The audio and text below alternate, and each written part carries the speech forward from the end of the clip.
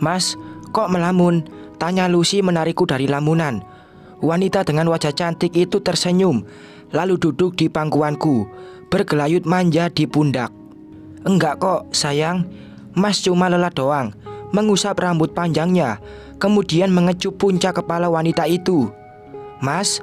Lucy mengusap-ngusap dadaku. "Iya, sayang." Menatap matanya yang selalu dihiasi lensa kontak berwarna. "Bagi duit dong, aku mau jalan-jalan." "Kan uangnya sudah Mas kasih ke kamu semua, Lus. Mas cuma nyisain buat beli bensin dan makan Mas kalau di kantor." "Ih, Mas sekarang pelit. Masa duit 20 juta doang Mas ungkit-ungkit? Kan uangnya sudah aku pakai buat belanja." Dengkusnya kesal. "Tapi Mas sudah nggak punya uang lagi, Lus. Dulu, saat aku masih sama Maila, Mas cuma ngasih uang 4 juta sebulan. Dan itu pun buat semua kebutuhan dia bersama ibu. Masa kamu Mas kasih 20 juta, belum seminggu, sudah habis, Lus?" Protesku agak sedikit kesal. "Jangan samain aku sama wanita buruk rupa itu. Aku nggak suka." Sungutnya lagi. Aku hanya bisa mengelus dada menghadapi kelakuannya. "Ya sudah, ini uang bensin Mas aku kasih ke kamu semua." Mentransfer sejumlah uang yang masih tersisa di rekeningku. Semua gara-gara Maila. Coba dia tidak mengambil mobilku, mungkin uang tabunganku tidak akan habis. Sebab aku tidak perlu membeli kendaraan baru untuk transportasiku. Lucy juga tidak mau jika kemana-mana menggunakan sepeda motor. "I love you, Mas." Lucy mendaratkan kecupan di pipi, lalu pergi entah kemana. Aku mengguyar rambut frustasi. Bagaimana kehidupanku ke depannya kalau semua uang sudah aku serahkan kepada Lucy? Pagi-pagi sekali, seperti biasanya, aku sudah bersiap-siap pergi ke kantor. Jarum pendek jam sudah menunjuk ke angka 6.30. Akan tetapi tidak kudapati secuil makanan pun di meja makan. Hanya ada tudung saji yang teronggok di atas sana, beserta mangkuk kosong bekas Lucy menyantap mie instan semalam. Lucy," teriakku memanggil sang kekasih hati. Hening, sepertinya dia masih terlelap menyelami mimpi indahnya. Semoga saja dia sedang memimpikan aku saat ini. Sambil menengkus kubuka lemari es, mengambil telur dan menggorengnya untuk sarapan. Bisa kelaparan aku kalau tidak sarapan di rumah. Teringat ketika tinggal bersama Maila, setiap pagi dia pasti sudah menyiapkan sarapan, juga sepatuku yang sudah ia bersihkan, juga teh hangat yang sudah tersaji di ruang tamu. Tapi sekarang semuanya harus kulakukan sendiri. Sebab aku begitu mencintai Lucy dan tidak mau memaksa dia melakukan pekerjaan rumah. Takut tangannya kasar kalau terus-terusan berkutat di dapur. "Lus, aku berangkat kerja," ucapku setengah berteriak di depan kamarnya. Lagi, hanya keheningan yang aku dapatkan. Biarlah, toh dia bangun atau tidak sama saja. Aku tetap menyiapkan segalanya sendiri. Bedanya hanya lebih merasa bersemangat kalau melihat dia sebelum berangkat bekerja. Membuka pintu mobil, duduk di kursi kemudi, dan segera mengenakan sabuk pengaman. Lekas kunyalakan mesin kendaraan roda 4 tersebut, lalu melajukannya dengan kecepatan rata-rata. Ketika sampai di tengah-tengah perjalanan, tiba-tiba mobilku berhenti dan mesinnya tidak bisa aku hidupkan. "Sial," umpatku kesal, karena ternyata aku kehabisan bahan bakar. Ya Tuhan, mana semua uang yang ada sudah aku berikan kepada Lucy. Sekarang aku malah kehabisan bensin. Gegas mengambil dompet, mengecek saldonya, dan ternyata sisa selembar warna merah. Kenapa hidupku menjadi melarat seperti ini sekarang? Semuanya gara-gara Maila. Coba dia tidak meminta pisah dan mengambil alih semua harta benda milikku, pasti saat ini hidupku sangat lengkap serta bahagia. Sebab ada Lucy di sampingku dan hidup bergelimang harta. Kalau begini, sama saja seperti saat pertama aku menikah dengan Maila. Tidak memiliki apa-apa, bahkan pekerjaan pun masih serabutan. Ponsel dalam saku celanaku terus saja menjerit-jerit. Ada panggilan masuk dari Pak Akbar, bosku. Kulirik jam di layar gawai. Ternyata sudah pukul 7 pagi. Pantas saja lelaki itu sudah menghubungiku. Pasti setelah ini dia marah-marah tidak jelas. Mentang-mentang bos kerjanya marah-marah melulu, ditinggal anak buahnya baru tahu rasa dia. Halo Pak, sapaku pada laki-laki bertubuh tambun di ujung sambungan telepon sana. Ibnu, saya tunggu di kantor 15 menit lagi.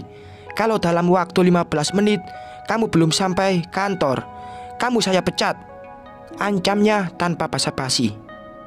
Iya Pak, mobil saya kehabisan bensin di jalan, jadi saya sedikit terlambat, jawabku sambil keluar dari mobil. Bingung mau berbuat apa, Pak Akbar langsung memutuskan sambungan telepon secara sepihak. Dasar sombong. Aku berjalan mondar-mandir di samping mobil, merasa bingung karena lokasiku saat ini begitu jauh dengan pom bensin.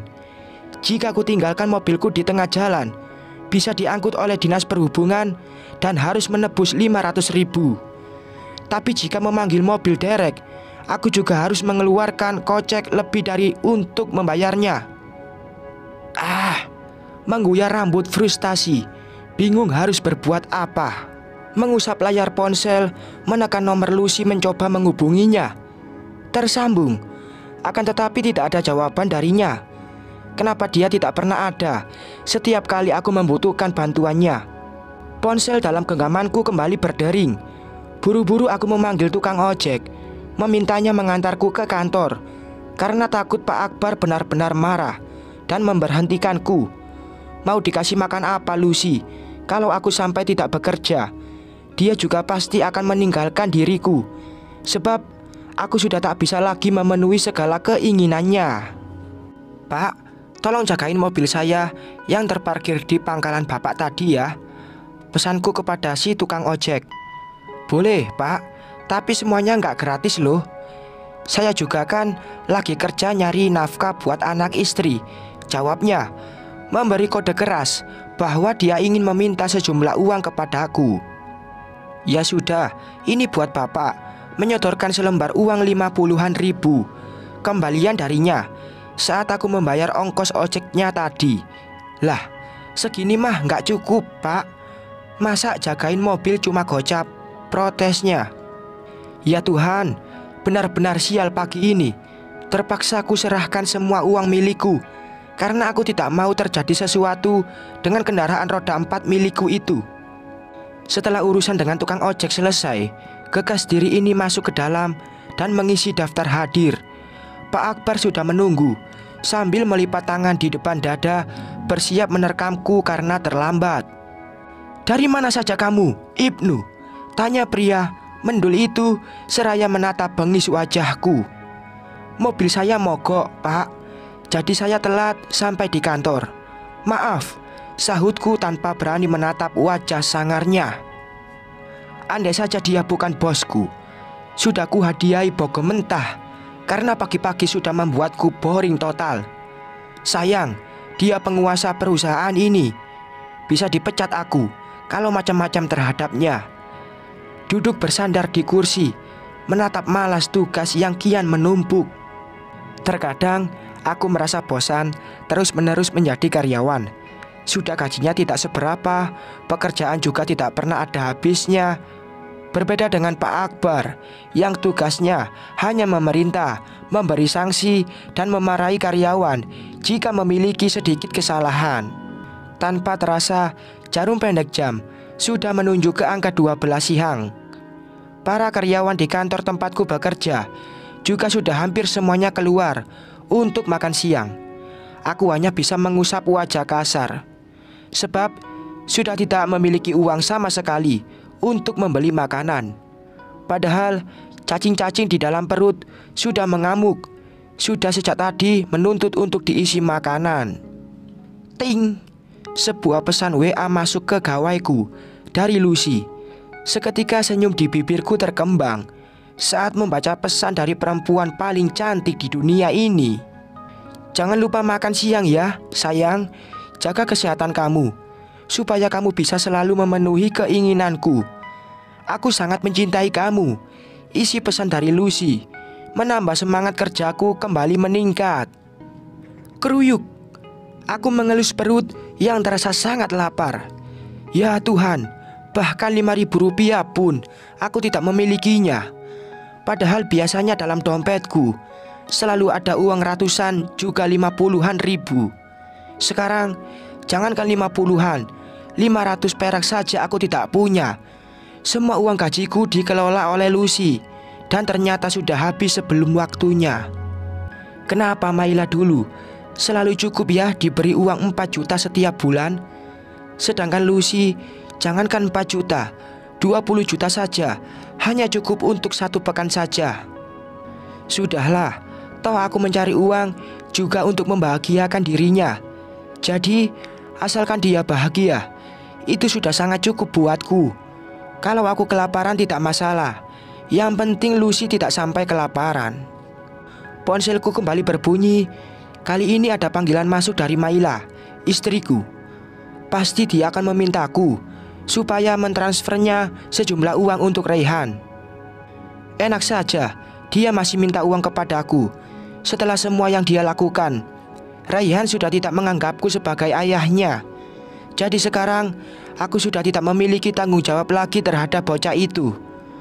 Tanggung jawabku sekarang ini hanyalah Lucy, sebab dia adalah masa depanku.